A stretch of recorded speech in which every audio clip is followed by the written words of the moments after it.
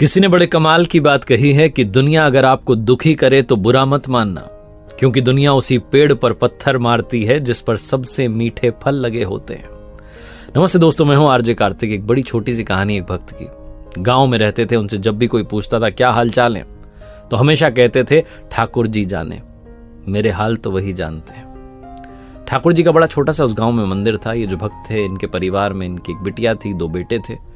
जब बिटिया की शादी की बात आई तो पैसा चाहिए था, पैसे नहीं थे घर में, तो उधार लेने के लिए गांव के सेठ जी के पास गए और पैसा लेकर के आ गए। धूमधाम से बिटिया की शादी की। कुछ साल बीते, इनके बच्चे जो हैं नौकरी करने के लायक हुए, नौकरी करने लगे शहरों में, तो पैसा आने लगा।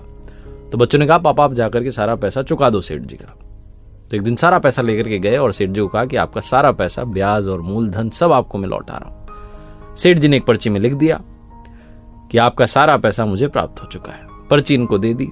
जब इन्होंने पर्ची ली तो ये पर्ची को देखते रहे। तो सेठ जी ने कहा ढंग से देख लो, पढ़ लो भाई, मैंने लिख दिया है सब कुछ। तो उन्होंने कहा साहब मुझे पढ़ना नहीं आता, मैं तो अनपढ़ हूं, आपने लिख दिया तो सही लिखा होगा। सेठ जी के दिमाग में एक शातिर आइडिया आया। उन्होंने कहा एक बार पर्ची वापस देना, मुझे साइन करने, हस्ताक्षर रह गए। सेठ जी ने पर्ची वापस ली और अब की बार नई पर्ची बना करके पर्ची पलट दी। उसमें लिख दिया कि पैसे अभी बाकी हैं।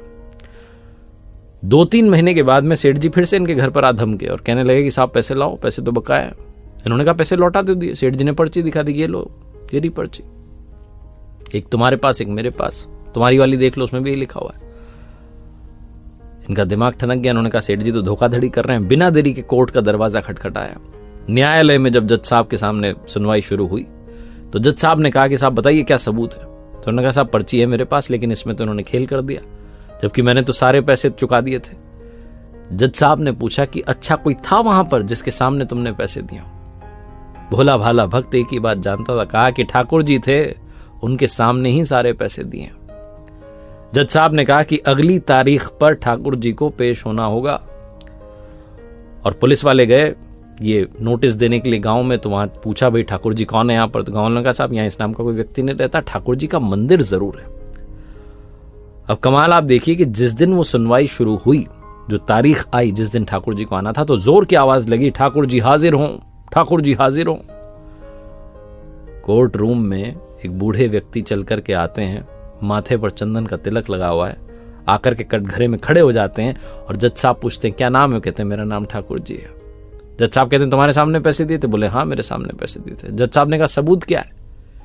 तो उन बूढ़े महात्मा ने, बाबा जी ने कहा कि काम कीजिए, सेठ जी को यहीं बैठा के रखिए और इनके घर पर किसी को भेजिए। इनके घर पर बड़े से कमरे में 3 अलमारियां हैं। तीसरे नंबर की अलमारी में एक फाइल रखी है जिसमें 22वें नंबर के पेज पर एक पर्ची चिपकी, उसको मंगवा लीजिए। ठीक वैसा ही किया गया। उस पर्ची में लिखा हुआ था, क्योंकि वो ओरिजिनल पर्ची थी, सही वाली पर्ची, जिसमें लिखा हुआ था कि सारे पैसे प्राप्त हो गए। जज साहब उस चमत्कार के आगे नतमस्तक हो गए। उन्होंने कहा ये तो कमाल ही हो गया। फैसला जो था भक्त के पक्ष में सुनाया गया, सेठ जी को सजा सुनाई गई, ये सब वो सब। उसके बाद फटाफट से जज साहब जो है कार्रवाई समाप्त करके बाहर आए मिलने के लिए कि मिल लूं उन बूढ़े बाबा से, लेकिन तब तक जा चुके थे। अगले दिन जज साहब गांव में गए और गांव में जाकर के उन्होंने पूछवाया कि ठाकुर जी कहाँ रहते हैं, कौन है ठाकुर जी? लोगों ने कहा साहब इस नाम का कोई आदमी नहीं रहता, ठाकुर जी का तो सिर्फ मंदिर है हमारे गांव में, जाकर के दर्शन कर लीजिए। उसी पल, उसी क्षण जज साहब ने कहा नौकरी छोड़ूंगा, रात से भक्ति ही भक्ति करूंगा। प्रभु को मैंने कोर्ट में खड़े रहने का आदेश दे दिया, इतना बड़ा पाप कर दिया। पूरे भारत के मंदिरों में घूमते रहे, मंदिरों की मिट्टी को अपने सर पर लगाते रहे, लेकिन कभी किसी मंदिर में नहीं बैठे, क्योंकि जब भी उनसे कोई पूछता कि बैठ जाइए, वो कहते थे नहीं, मैंने भगवान को अपने कोर्ट रूम में खड़े रहने का आदेश दे दिया, इतना बड़ा पाप किया, मैं मंदिर में बैठने के काबिल नहीं हूं। प्रभु की भक्ति करते रहिए, सही रास्ते पर चलते रहिए, प्रभु रास्ता जरूर दिखाएंगे और आपको संभाल लेंगे, गिरने नहीं देंगे। इतना विश्वास बना के रखिए।